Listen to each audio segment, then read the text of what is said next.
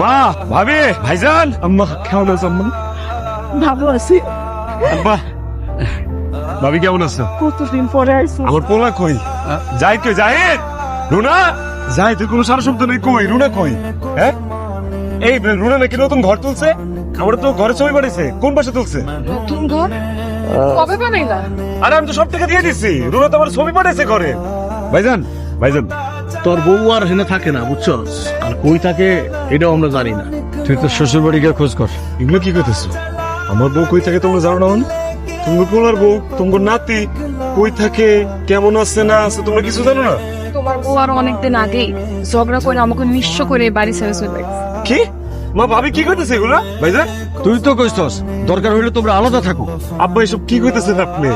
আমি এটা কি শুনতেছি? আমি কেন আপনার এরকম আলাদা থাকতে?